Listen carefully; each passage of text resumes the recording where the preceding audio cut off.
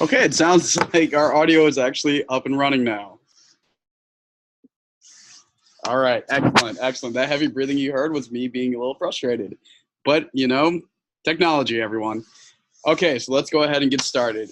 Welcome to today's webinar, Effective Advocating and Lobbying Your Elected Officials. My name is John Miner. I'm the policy manager here at the American Sustainable Business Council. Just a little bit of my background. I have a decade of experience on both Capitol Hill and federal agencies, primarily with a focus on telecommunications and business and financial services issues. I lead ASBC's work on the high road workplace, which includes paid family and medical leave, worker ownership, and other employee-related policies, as well as our net neutrality portfolio. Prior to joining ASBC, I was congressional liaison at the Consumer Financial Protection Bureau, where I primarily built and manage our relationships between the Bureau and Congress. And then prior to joining the Bureau, I was with Senator Kay Hagan from North Carolina for about 3.5 years, and prior to that on the House side with another member, primarily doing a multitude of policy issues, but again, focused on technology and telecommunications, as well as small business issues. We're coming up on my 10-year anniversary of actually being in policy and politics, which I started with the North Carolina Obama for America presidential campaign as a field organizer. And finally, I'm a graduate of the Fordham University School of Law and Howard University. So hopefully that gives you a little bit of sense of where I am coming from with my experience and how I hope that this will be helpful to you for today's webinar.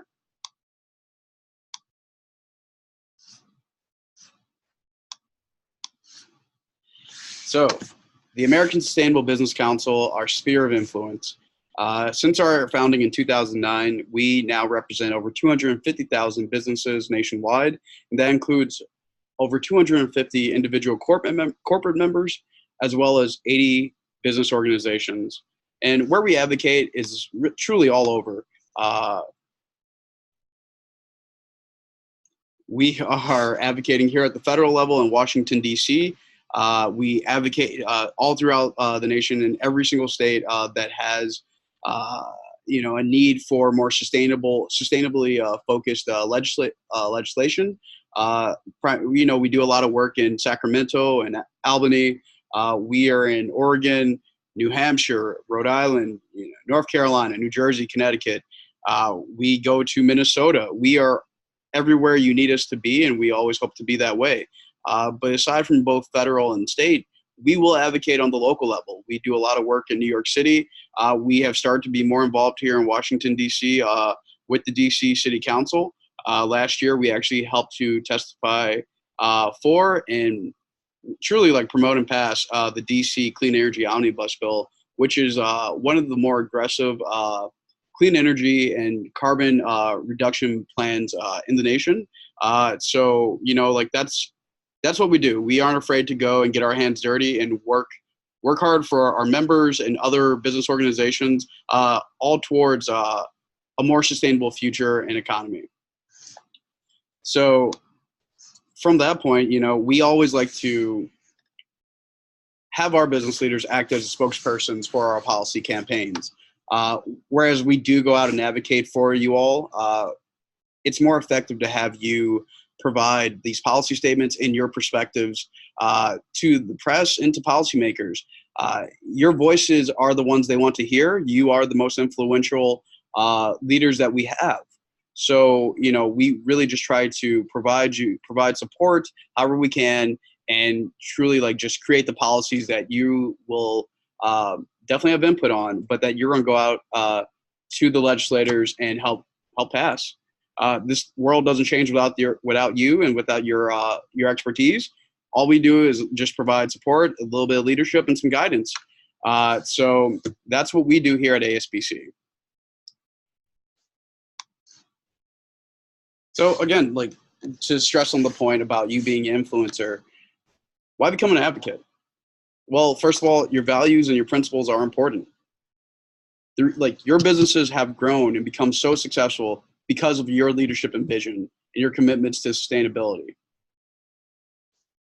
And so those insights, like, that's what's key here. We can't advance the policies that we know will do right by everyone, by all stakeholders, unless that we have your guidance and your input. And so what we do is we take that and we show it to representatives on both sides of the aisle and at all levels, how to both how businesses can be successful and responsible, but B, like, what we can do to implement these policies on a local, a state, or the federal level. All we're trying to do here is to promote the smartest, most responsible, and sustainable policies possible. And so, to that point, you guys are the most credible and authoritative voice to affect policy change. When I was on the Hill, constituents matter. Everyone has a voice, but I did recognize the business leaders who wanted change, like, to happen. They were always the most authoritative voice. We always listen to business leaders, if not like to change our minds on a bill, but to better understand and, make the best bill possible, because of your experiences. You all know what it takes to be successful. The economy doesn't go without you guys. You are the spark that lights that engine and keeps it moving. And what we're trying to do here is to help spur development in a smart and responsible and, again, sustainable manner. I'm going to keep hitting on those because that is what we're trying to do. And, like, I just want you all to know that you're the reason why, like, we are here, and you are going to be the ones who help lead us into this new century and to continue our both economic dominance worldwide, but also, like, state and in your cities. Like, we need that. And I just want you all to know that your voices need to be heard. And I hope, like, after today, that you feel comfortable going to your policymakers and affecting that change. And so, to that point about responsibility, if you don't speak up, the bad actors they'll have the legislators' ear. Like, they'll be the ones who actually write the bills, pass the bills, and reap the benefits. And that's untenable, it's irresponsible, it's unsustainable. So make sure, however it is, whatever tools that we can provide, and I'm sure I'm going to give you some more ideas after this is done, we need you to shape the discourse. Make sure that you are heard and that you're heard loudly. So to that point, again, and I think this is to really stress it, if you're not at the table, you're definitely on the menu. If you don't speak up, you get left behind. And so now, like, we're going to go into what exactly you're trying to do when you meet with the policymakers. So let's set out some objectives here. What are you hoping to accomplish with your meeting? When I was a staffer, there were plenty of times people would drop in and they were just a little discombobulated. They didn't really know what they wanted. And I'm not going to lie to you, like, that's sometimes a waste of time. Like, policymakers and their staffs are very busy. It may not always seem like that if you see them on TV or even if you meet someone on the Hill. These are people who are dedicating their lives to public service and trying to do their best to make sure the country runs in the most efficient and effective manner possible. And if you show up without any guidance or any plan or just any ask, and you just say, "Oh, hey, very nice to meet you," especially if you aren't a constituent, like, that's not really accomplishing anything. I would say if you're a constituent of that member, that's one thing. But even still, it's good to actually have an idea of what you're trying to get across to that staffer. So, like, let's actually go through your ask. Are you trying to have them introduce a new bill? Like, I'm trying to think, like, you can have something like a carbon pricing idea. And, like, you really thought this out and you're really passionate about it. And, we we will work with you to craft something. But if you're going in there, you want them to introduce legislation, that's an ask. Like, that's something that, you know, it's concrete. I think here's the issue. I want you to introduce this because I think it is the best plan possible. Straightforward. And like, I think normally when people think about going to the Hill and talking to their legislators or to their staff, that's what you see. And like, that's what the first thing comes to your mind. Sometimes, you know, you can have a more informative meeting. There could be a brand new issue that, you know, that only you know about, or that's a burgeoning issue. And like, there isn't really that much information out there. As a former staffer, I definitely appreciated that. Like, there are plenty of issues out, especially around, you can think of like paid leave, for example. We are a proud member of a coalition of other organizations and businesses trying to advance paid family and medical leave. You know, it's not necessarily a new concept, but prior to a few years ago, it might not have been on the forefront of a lot of staffers' minds or a lot of representatives' minds, just because it's not always widely available. So there needs to be sometimes there needs to be an initial meeting to broaden the horizons of that staff. You know, like, these are smart people on the Hill, but they don't always have access to all the information. They don't know everything that's happening, you know, in your neck of the woods. They don't know what's happening in Wilson, North Carolina, you know? So this is your chance to better serve, in a weird way, it's to better serve your member so they can serve you. Think of it like that. Help me help you. Sometimes it's also to persuade. It could be something like the tax bill from 2017. You know, you can go to your congressman, go to your congresswoman or your senator and say, this is going to harm me, like either harm my business because my structure is not favored, hurt me personally. You know, like, I'm trying to tell you, do not vote for this or vote for that nomination, or to sign on to this bill, like sign on to the Family Act. We'd love to have more co-sponsors and love to have this pass both the House and the Senate. You know, so like, persuasion's also, I would say, like, those are the three: introduce, inform, persuade. So that's your first step. Second, identify which representative is most appropriate. I think that we all would love to have every idea or every bill, every policy that we've ever thought of or worked on, be it at federal, state, or local level, be passed by Congress. We want it to be law of the land, but that's not always the most apt case. Does this need to be done at a federal level? Are you trying to totally affect policy? Like, let's say it's something akin to the Green New Deal, where you are trying to effectively transform the economy into a more sustainable and responsible one that's more inclusive. You know, that's obviously a federal bill because it touches on all sectors of the economy. Well, it's a resolution, but, you know, like, that's the general thing. Like, if you're thinking big like that, something that has a nationwide impact, that has to be at the federal level. However, if you are worried about, you know, like, Chicago and surrounding areas don't have enough investment in transportation, you know, in their buses or cycle tracks, that's not necessarily something you take to your congressman. You take that to your state senator, you take that to your state representatives, maybe even a local city council. It's sometimes incumbent upon the person to know where they're going with this.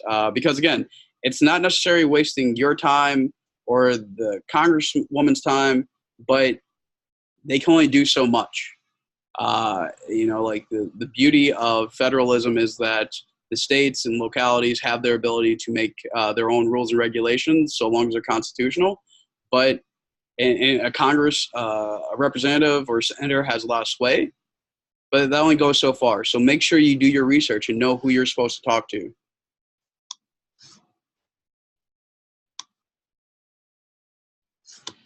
So now, all right, after you've done your research, you figured out what you're actually going to ask about, let's go ahead and request your meeting.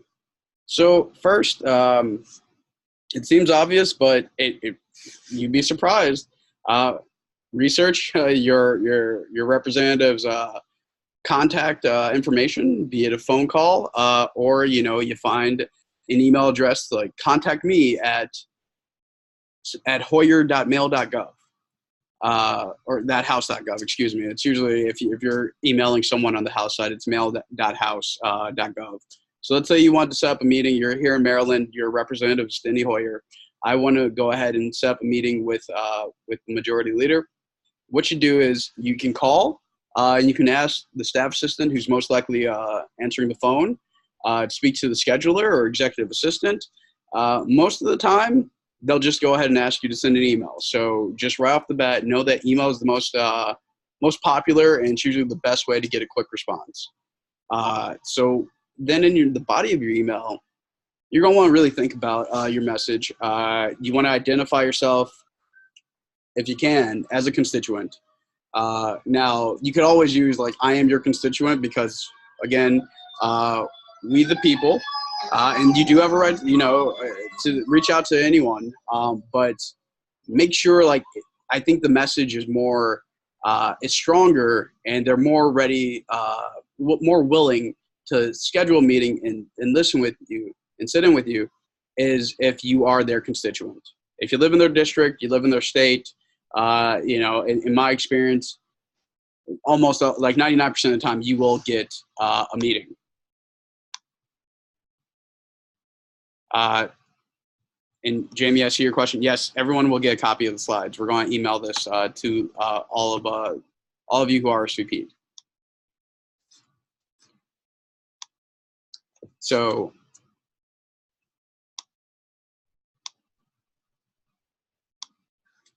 then after you identify yourself as a constituent, make sure that you also identify yourself as a business leader or an organizational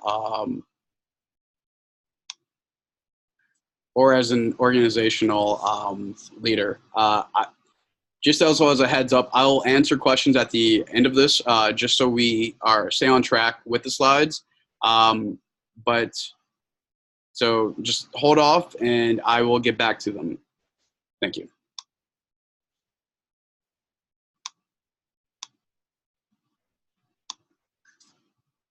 So then what you also want to do is list, after you identify yourself as a business leader, I skipped a step, but it goes back to the crucial first thing. Include what you want to talk about.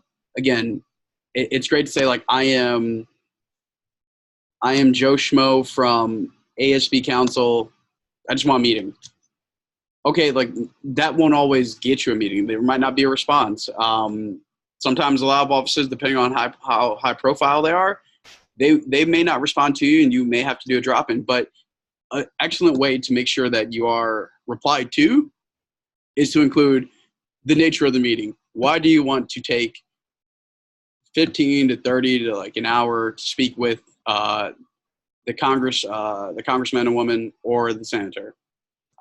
So you want to make sure, like, that's fine, like, that's in there, and like, that's clear, it's concise, just because the amount of emails that everyone gets.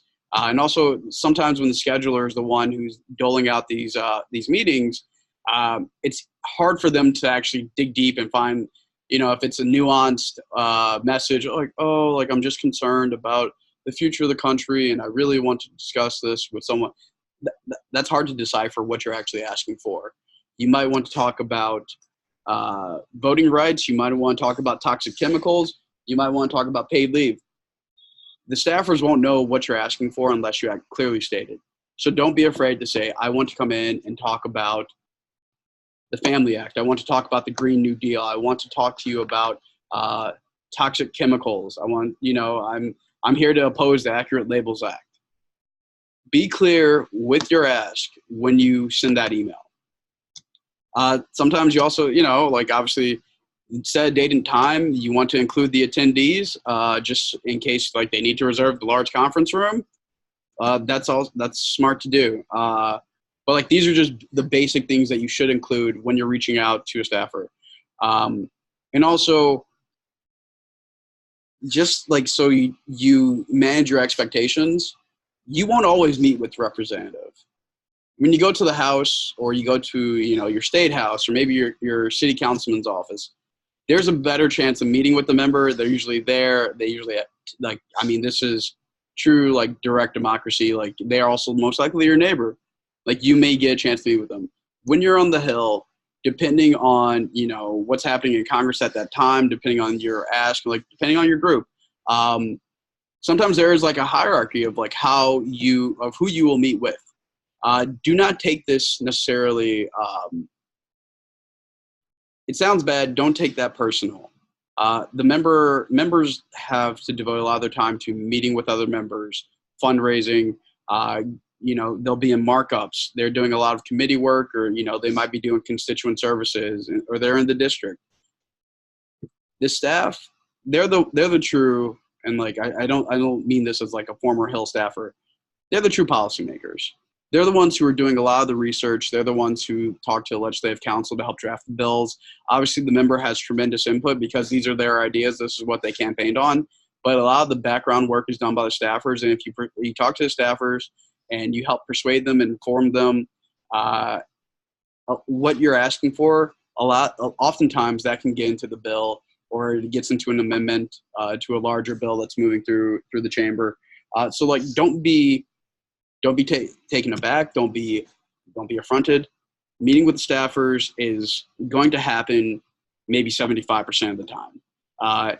If you truly want to meet with the member, oftentimes they do constituent services like coffee, maybe middle of the week or Tuesday after like they're back in town from being back in the district over the weekend. Use this time to go ahead and meet with the member. Say like, make sure you're prepared with maybe like a 30-second elevator pitch, because again, their time is precious and they have to meet a lot of their constituents. But don't be discouraged. There's always a chance to meet the member. It just may not be in your meeting at that time.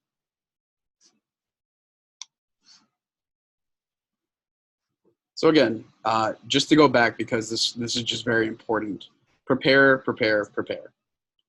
Again, we're thinking about our story. So what would you want your member to know?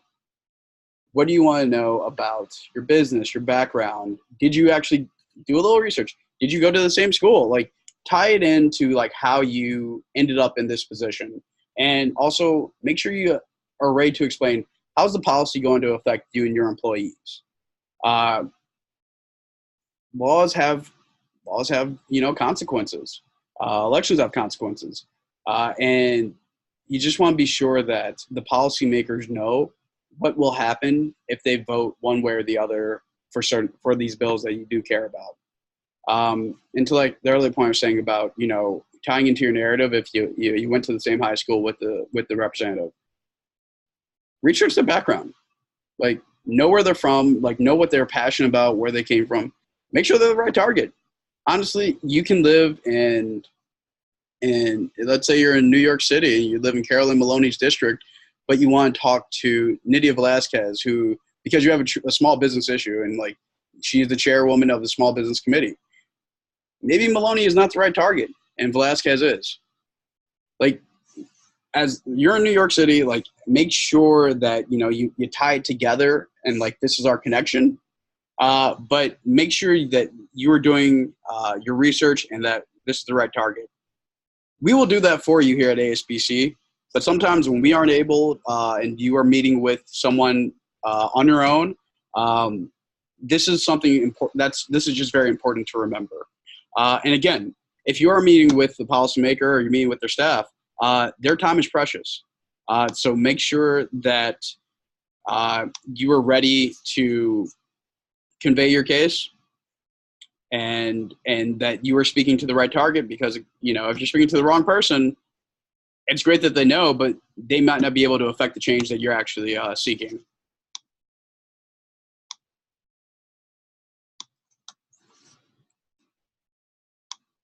All right. And so again, make sure you identify that there's a specific like piece of legislation, policy, or, you know, your ask. Like, make sure that your ask is very specific. And if you can tie it to an actual bill that's going through or something that is being discussed, that's even more helpful. Like, you have to help them conceptualize. Think of it as, I'm not going to call it hand-holding, but try to help guide them. You can call it, it's the invisible hand of advocacy. Guide them in the right direction, because, you know, sometimes they just don't know. And by guiding them that way, you know, you are helping to make sure that the discussion stays on track, and they can go ahead and take a look at what you're talking about, gain insight, and also you help start dialogue. So just think of it in like those terms. But again, so with that being said, when you tie it to a specific bill or policy, bring materials. ASBC, you know, we provide a lot of white papers. You know, we provide reports, the High Road Workplace Report, our Sustainable Purchasing Report. We have white papers on the business case for carbon pricing, worker ownership, cases against continuing the use of toxic chemicals, case for clean water. These are things that, you know, these materials also help to provide greater insight and help these staffers conceptualize what's going on and why they need to invest in and be a part on your side. So that's key. And again, like with these documents that we can prepare or, you know, share with our members, you can leave these with those offices, because that's something I can't tell you how many times I used to have meetings, people leave behind a one pager, and, you know, after the meeting's done, I'll go straight into another one, but maybe a day later or 2 weeks, the staffer will remember those people who leave behind actual documents. And you never know when they'll have an epiphany or they'll get an idea. Make sure that you're always present. Even if you're not physically present, be present. And finally, after, you know, one thing to truly consider as you're having your discussions and your meetings, do not hog the time. It's one thing to, you know, provide background information or backstory, but don't dominate the conversation where if you have, again, time is precious. If you only have 15 minutes, don't speak for 14 saying, just talking about yourself. You need to let the staffers ask questions, because you know what? This is another way to provide other information and to be able to contextualize. It's one thing to listen to someone, even though you're on this webinar and I appreciate you joining, it's one thing to be in a lecture, and it's another to actually have a conversation. And that's what you should think of these meetings as a more of a conversation, an informative conversation. So just be cognizant of that. So after the meeting, it seems this is relatively straightforward, but thank them for their time. Try to set up a follow-up date to continue the discussion. Again, busy people on both sides. Staffers are busy. You're business leaders. You're in organizations. You're in advocacy organizations, coalition partners. Everyone here, especially in DC, state, working on state capitals and local government, everyone's very busy. So just make sure it's easier if you just go ahead and say hey, let's have a follow-up date, you know, maybe next week or, you know, a couple of days. Just again, be on their, make sure you're on their mind, even if you aren't physically in front of them. Also, get a picture. This is both to show that, you know, you're doing outreach, but your employees, your customers, your supporters, it goes a long way. Say hey, I'm involved in the discussions here. I'm with the people who make the laws. I know, you can say I know them, you know, I've had meetings with them. We have a relationship. It's also a great way to promote your business and say, we are involved. Send a follow-up thank you letter or email. Just a little common courtesy goes a long way. You'd be surprised how many people, as long as you sent a thank you email or a letter, I really, you know, I developed long-lasting, years-long relationships with a lot of constituent businesses or other organizations who came into the office. And again, just make sure you follow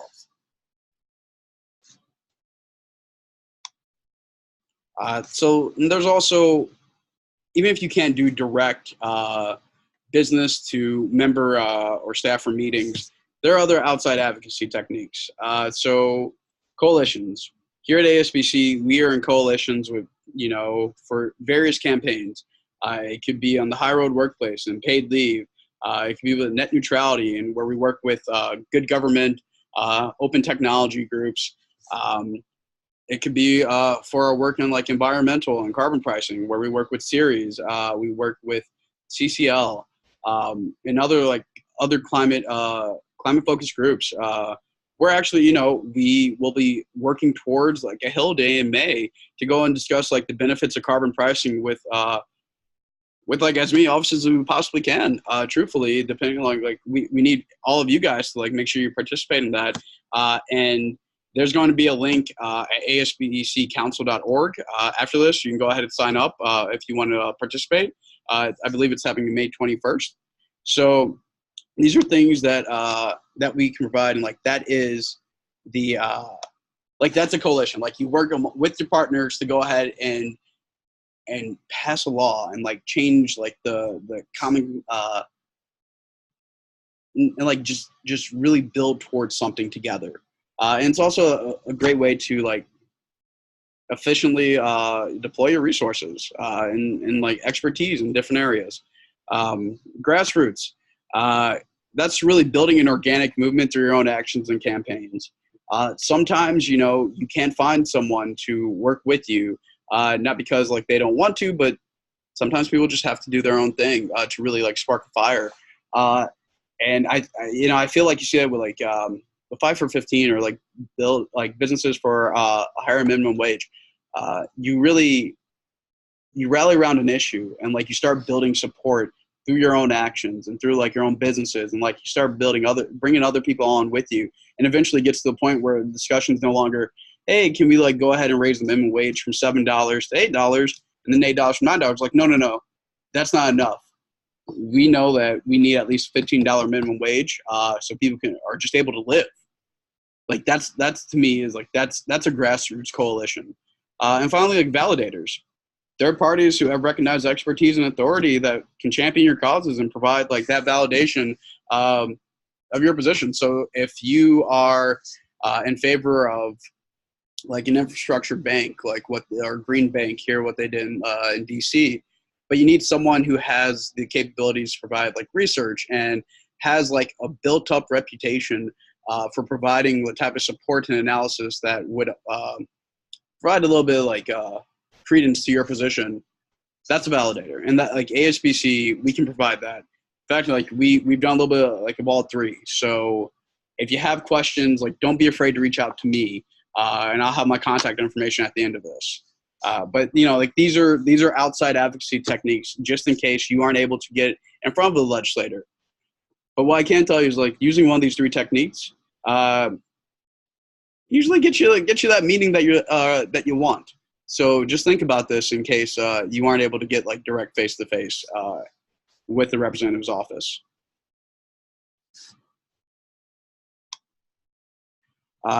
So again, like other things you can do, and this doesn't even require like joining an organization or working with someone else necessarily.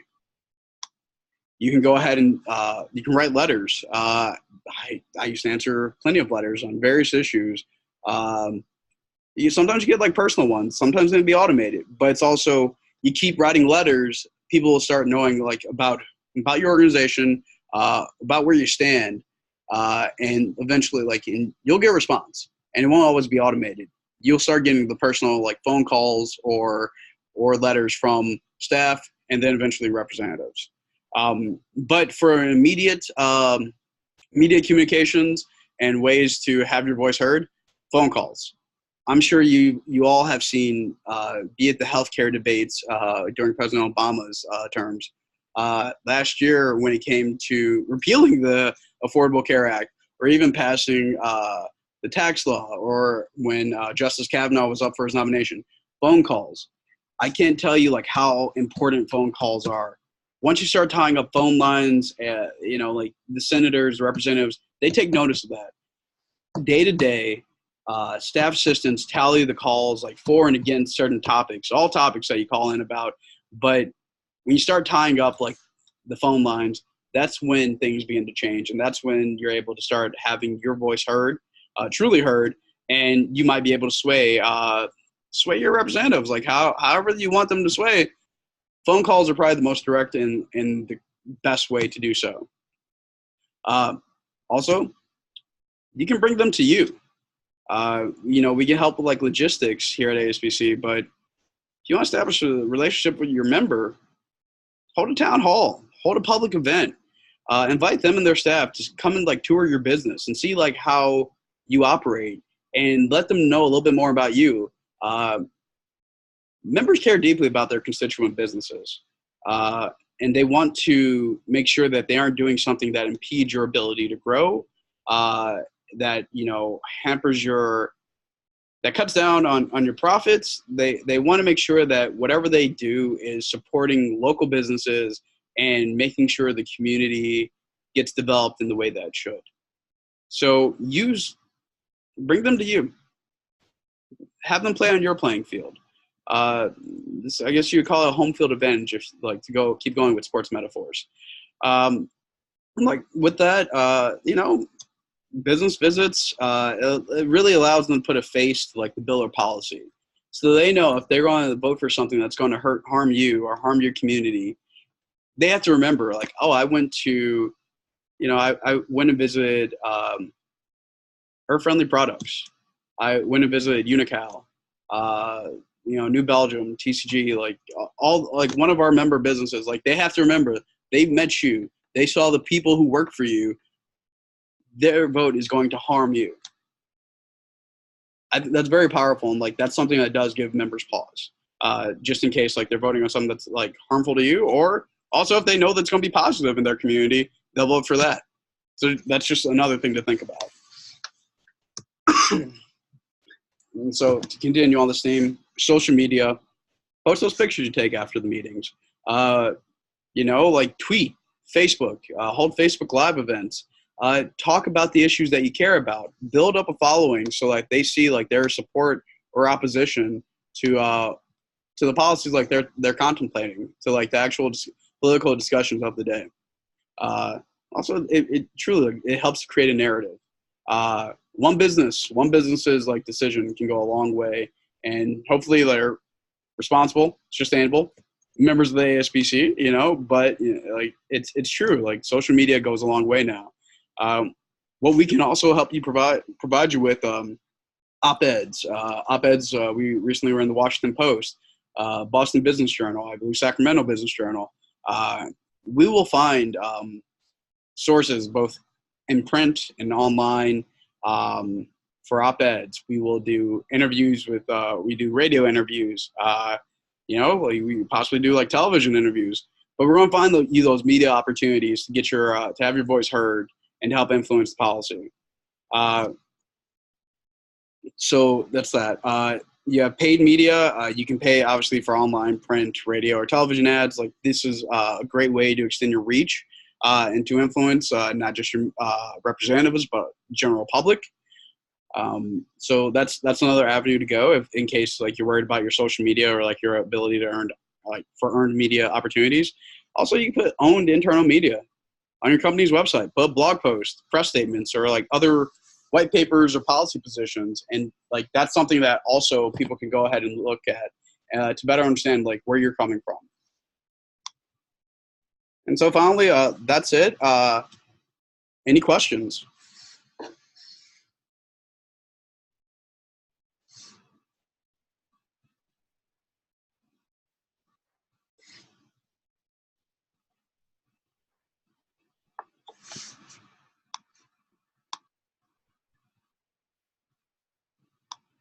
All right. Seems that there are no questions. Oh, here we go.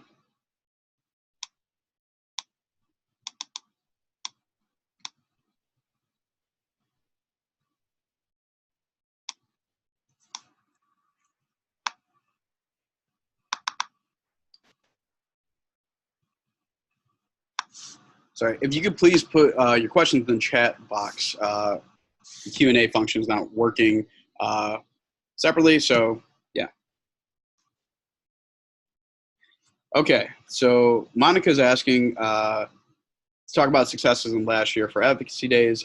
So last year we had advocacy days focusing on worker ownership. We were able to pass a massive expansion of opportunities for worker ownership. It was included in the last year's, it's the Main Street Employee Opportunity Act It was included in in a must-pass bill, the National Defense Authorization Act of 2019. So that's like one effective tool of us going up for lobbying. Last year, we were part of a coalition to discuss opposition to Accurate Labels Act that thankfully went nowhere. This is a bill that would have preempted many state and local disclosure, like home care, cleaning, and chemical like products disclosures. So that's like getting face to face. Like sometimes it's not always about having bills passed. It's also about making sure bills don't go anywhere after they've been introduced. And we've also been holding meetings with Hill offices about like the Green New Deal and carbon pricing, and trying to make sure that whatever comes out when we think about sustainable infrastructure is smart, is not harmful to business, and takes into consideration all of stakeholders. So I hope to answer your question. Okay. Jamie asked, do you have to be a member of ASBC to use your services? Yes. You can find a link at our website under membership. But when it comes to like Hill Days or providing guidance and advice, we reserve that for our members. Now, on our website, you can view the white papers. We have polling data. We have the business cases. We have our reports. You can view these webinars. So, and that way, like some of these services, like you can find information on our campaigns. But actually, for lobbying and advocacy, you have to be a member. All right, Stephen asks, how do staffers feel about drop-ins? Drop-ins are okay. Like it's kind of you're rolling the dice. Sometimes, like depending on what's happening, if it's recess, you're more than likely to catch staffers.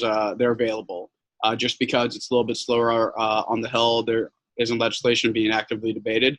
But if they're in session and you're doing a drop-in, you might not be able to meet with anyone. You might have to just leave your packet and your card. That doesn't mean that they won't get back in contact with you. It's just it's up in the air whether or not you meet with a staffer, the right staffer. You might end up meeting with staff sister and LC who doesn't work on that issue. So again, it might not be the best use of like anyone's time, but at least like you get face to face with someone. But again, don't be discouraged. A lot of times staffers do reach back out, especially if it's something that they think their members align with.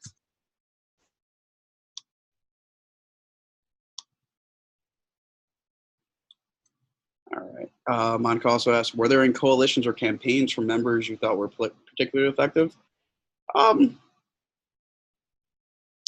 I think they're all effective in their own ways. Again, like I go back to inform, introduce, persuade. It just depends. And it depends like how you're targeting, like what's your message. Everyone does get attention, and it does like inform at the very least. So I would say it really depends on what you call like effectiveness. We are part of a coalition on paid leave. The Family Act was just reintroduced. We have more co-sponsors than ever before. There's a really good chance that this might pass this Congress, at least in the House. Like that's an effective coalition. I think helping ASBC in the past, they helped rally support for the Consumer Financial Protection Bureau. This was long before I got here, but or it was also around the ACA when you're looking for what happened in California with their disclosure bill. ASBC was there in New York as well. It's like it depends what your goal is. I would say most coalitions, like you get more than a few organizations and companies. It's not. You're not always going to pass a bill, but you will have the issue like brought to the forefront for at least a little while. I think that's an effective campaign.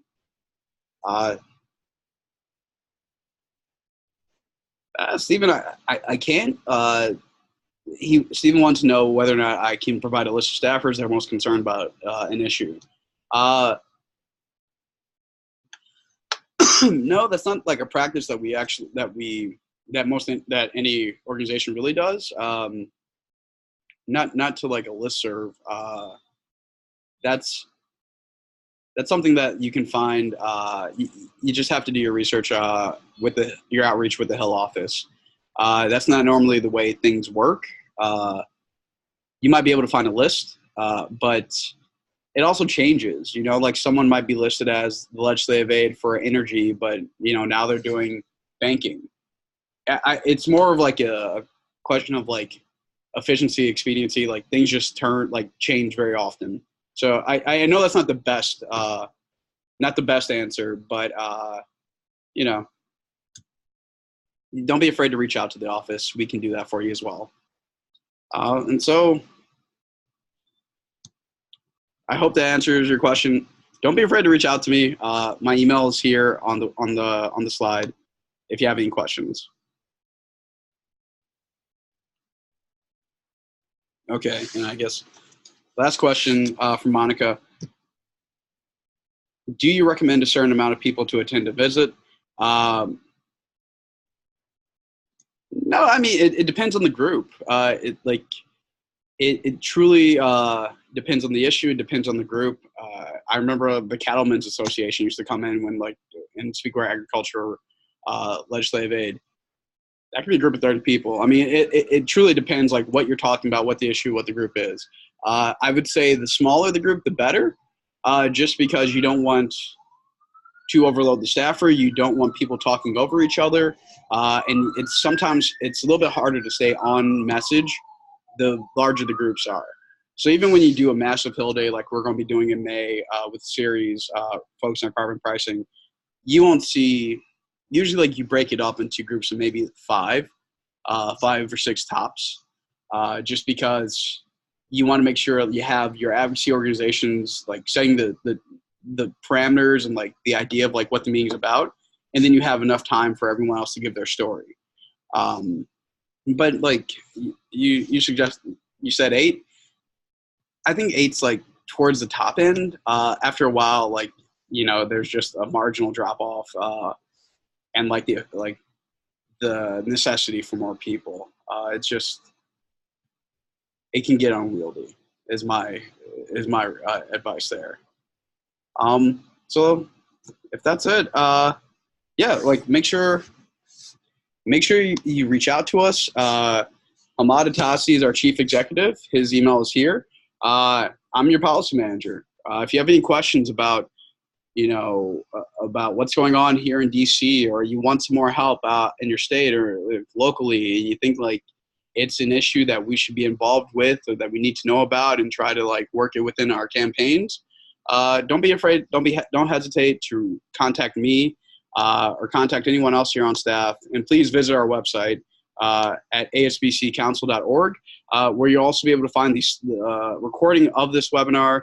We'll also be sending out to you. And please check out our recent developments so you can get more information on our May Capitol Hill Day lift series focused on carbon pricing and the future of sustainable infrastructure.